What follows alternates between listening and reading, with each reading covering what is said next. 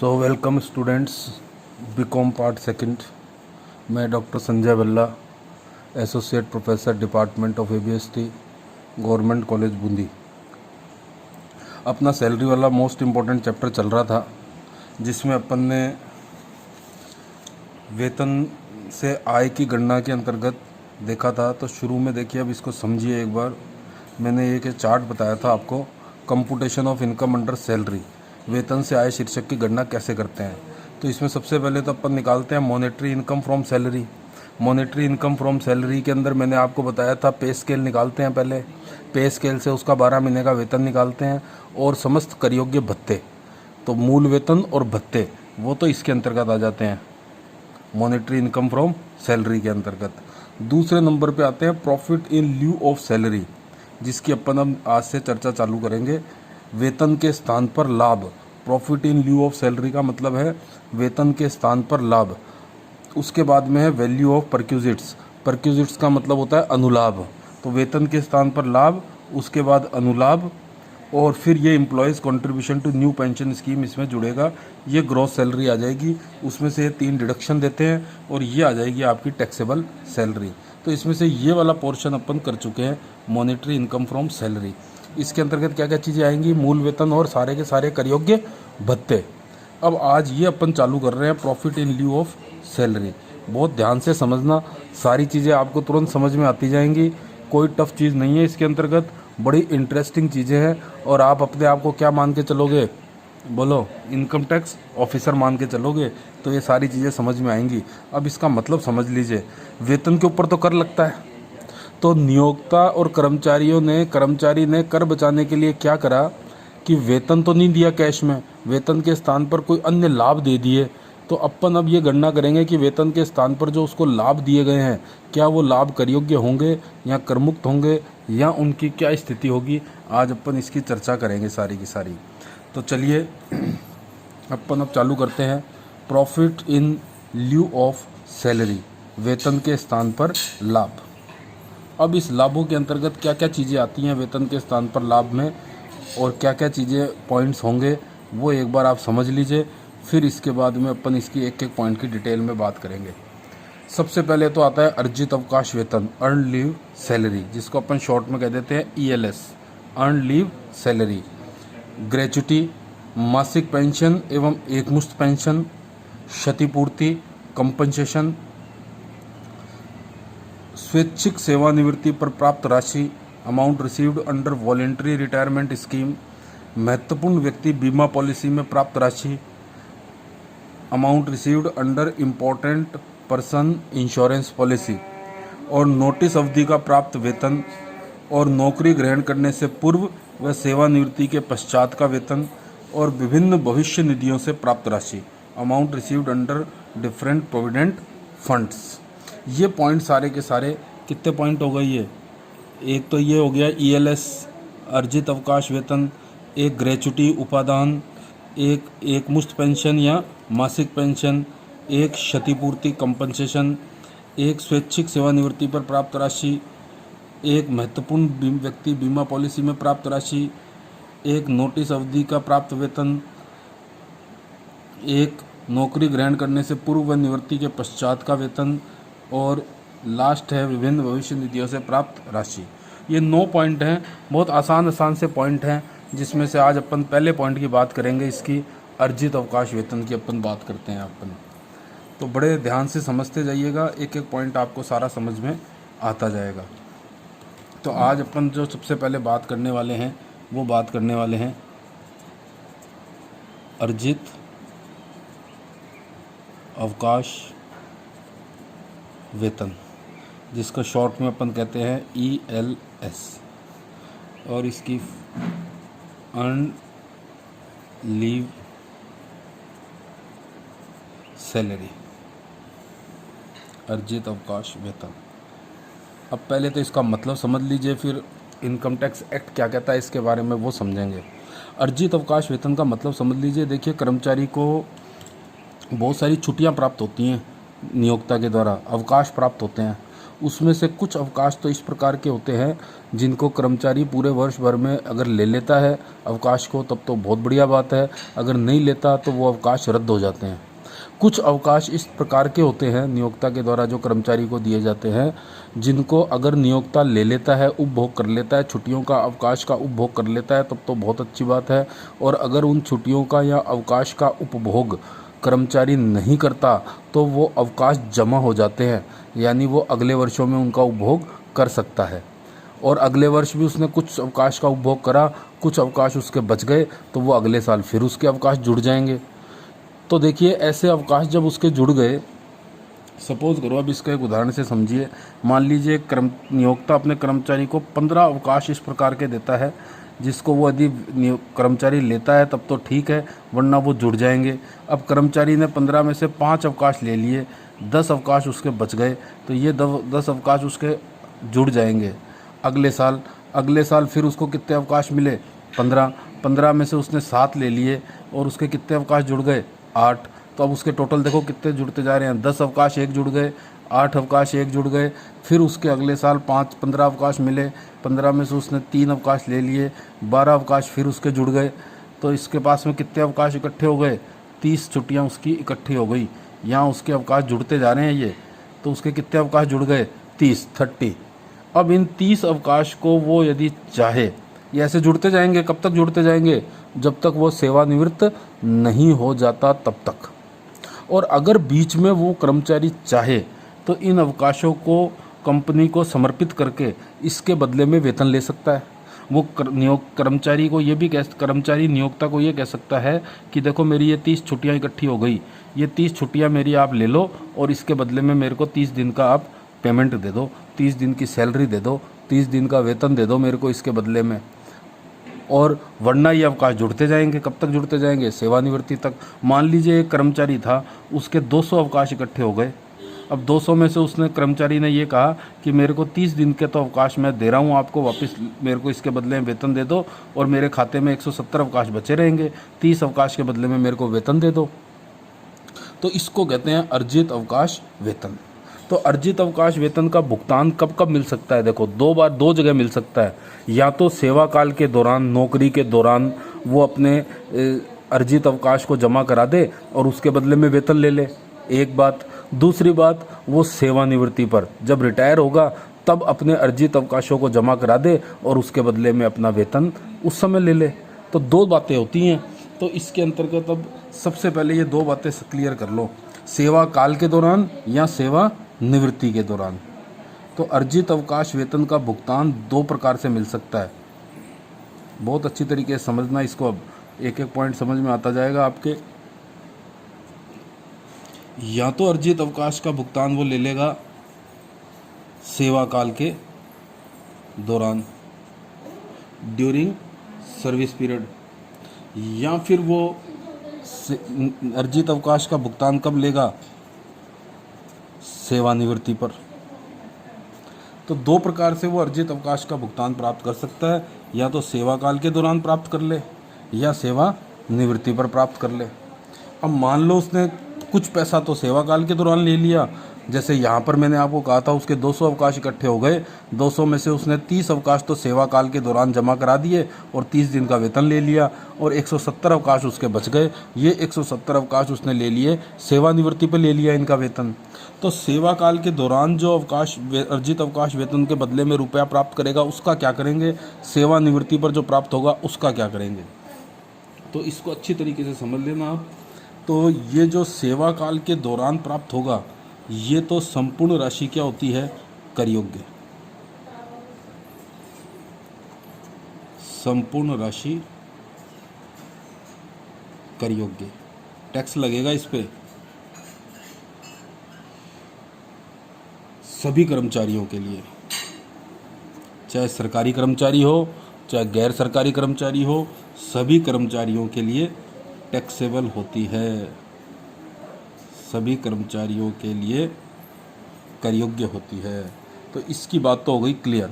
तो आपके प्रश्न में जब भी अर्जित अवकाश वेतन का पॉइंट आएगा तो अब इस चार्ट के हिसाब से चलोगे आप। सबसे पहले तो ये देखोगे सेवा काल के दौरान उसने अर्जित अवकाश का वेतन प्राप्त करा है या सेवानिवृत्ति पर प्राप्त करा है, रिटायरमेंट पे प्राप्त करा है। यदि सेवा काल के दौरान प्राप्त करा है उसने अर्जित अवकाश वेतन का भुगतान, तो संपूर्ण प्राप्त राशि क्या होगी, कर योग्य होगी, चाहे वो सरकारी कर्मचारी हो, चाहे गैर सरकारी हो, चाहे कोई सा भी कर्मचारी हो। अब बात करते हैं सेवानिवृत्ति पर। यदि सेवानिवृत्ति के ऊपर अर्जित अवकाश का भुगतान प्राप्त किया है तो फिर 2 पॉइंट आएंगे,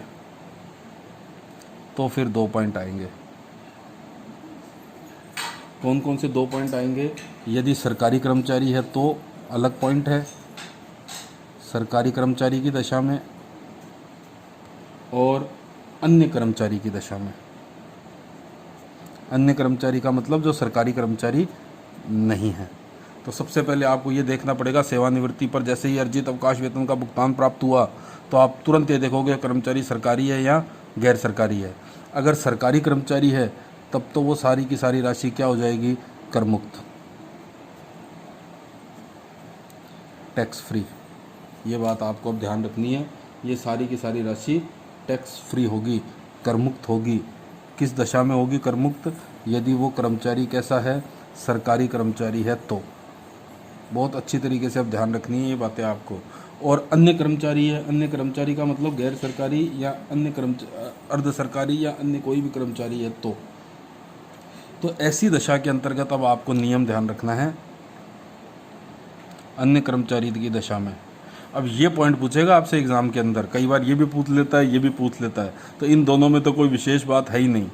तो अन्य कर्मचारी की दशा में अब आपको ये बात ध्यान रखनी है, निम्न में से सबसे कम राशि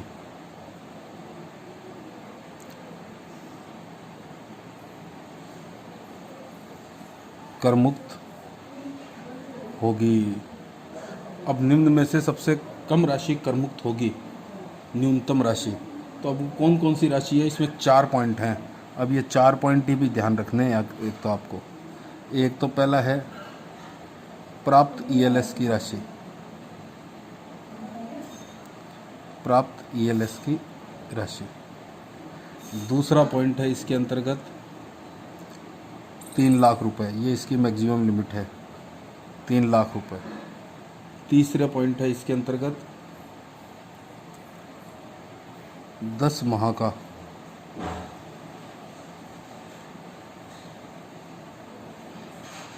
औसत आधार पर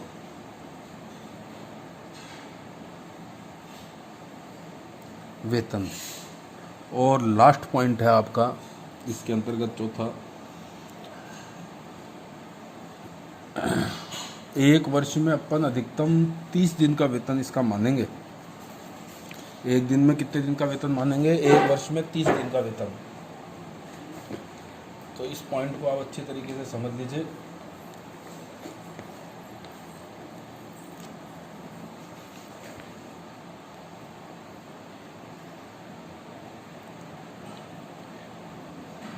एक वर्ष में अधिकतम 30 दिन का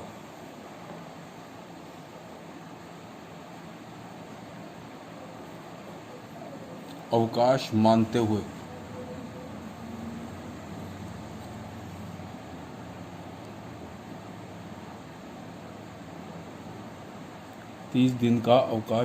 हुए उसका वेतन निकालेंगे अपन कितना रहा है।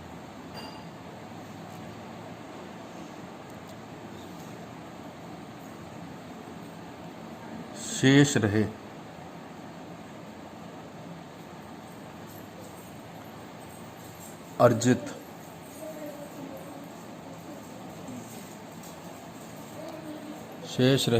अर्जित अवकाशों का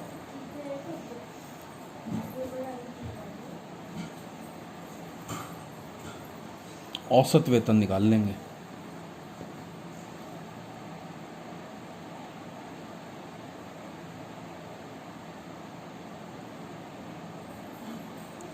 ये 4 पॉइंट हैं। अब ये 4 पॉइंट ही समझने हैं आपको। इन 4 पॉइंटों के अंतर्गत ही सारा ये ईएलएस का बात समझ में आ जाएगी अब आपके। अब शुरू से समझिए इस बात को। पहली बात तो मैंने आपको ये बताई थी, अर्जित अवकाश वेतन होता क्या है। कुछ अवकाश इस प्रकार के होते हैं जो या तो अगर उपभोग नहीं करता कर्मचारी तो वो उसके अगले साल कैरी फॉरवर्ड हो जाते हैं, अगले साल के अवकाशों में जुड़ जाते हैं। और कर्मचारी चाहे तो वो जो जितने भी उसके अवकाश इकट्ठे हो गए उन अवकाशों में से कुछ अवकाश कर्मचारी अपने नियोक्ता को जमा करा के उसके बदले में वेतन ले सकता है सेवा काल के दौरान। और यदि वो सेवा काल के दौरान ले लेता है बहुत बढ़िया बात है, वरना सेवानिवृत्ति के ऊपर उसको वो सारे के सारे अवकाशों के बदले में वेतन मिल जाएगा। जितने दिन के भी उसके अवकाश जमा हुए उतने दिन का वेतन उसको मिल जाएगा। तो जैसे ही अर्जित अवकाश का वेतन सवाल में पॉइंट ये आ गया तो सबसे पहला काम बोलो आप क्या करोगे। सबसे पहले काम तो ये देखोगे आप सेवा काल के दौरान मिले हैं या सेवानिवृत्ति पर मिला है। अगर सेवा काल के दौरान मिला है तो सभी कर्मचारियों के लिए कर योग्य होगा, चाहे वो सरकारी कर्मचारी हो चाहे गैर सरकारी हो। संपूर्ण राशि कर योग्य होगी सभी कर्मचारियों के लिए। तो ये तो एक आसान सा पॉइंट हो गया। अगर सेवा काल के दौरान उसको मिला है अर्जित अवकाश वेतन तो वो सारा का सारा कर योग्य होगा, चाहे वो सरकारी कर्मचारी हो चाहे गैर सरकारी कर्मचारी हो, कोई भी कर्मचारी हो। अब बात आती है सेवानिवृत्ति पर। रिटायरमेंट पर यदि ईएलएस मिला है तो सबसे पहले आप ये देखोगे सरकारी कर्मचारी है या अन्य कर्मचारी है। यदि सरकारी कर्मचारी है तो सारी की सारी राशि उसकी हो जाएगी करमुक्त, और अन्य कर्मचारी है तो इन 4 पॉइंटों में से जो सबसे कम राशि होगी वो हो जाएगी करमुक्त, बाकी की राशि होगी कर योग्य। तो ये 4 पॉइंट समझने हैं अब आपको बहुत अच्छी तरीके से। पहला पॉइंट में तो है प्राप्त ईएलएस की राशि, तो ये तो प्रश्न में ही दे रखी होगी, कोई विशेष बात नहीं है। दूसरा पॉइंट है 3 लाख रुपए, तो 3 लाख रुपए मैक्सिमम लिमिट है जो आपको याद रखनी है। तो मुख्य रूप से ये 2 पॉइंट आपको कैलकुलेट करने पड़ेंगे। ये 2 पॉइंट ही मुख्य रूप से समझने हैं पूरी ईएलएस के अंतर्गत आपको। एक तो 10 माह का औसत आधार पर वेतन। जब वो कर्मचारी रिटायर हुआ है तो उसके पिछले 10 महीने का वेतन आपको निकालना पड़ेगा। अब 10 माह का वेतन कैसे निकालोगे आप। 10 माह का वेतन निकालोगे तो वेतन में क्या क्या चीज़ें शामिल करोगे, ये बात अब आपको समझनी है। तो देखो अब इसमें नोट कर लीजिए, जो इम्पोर्टेंट बातें हैं वो यहाँ नोट कर देता हूँ मैं। ये आपको हमेशा ध्यान रखनी है पॉइंट्स में। पहली बात तो सेवानिवृत्ति से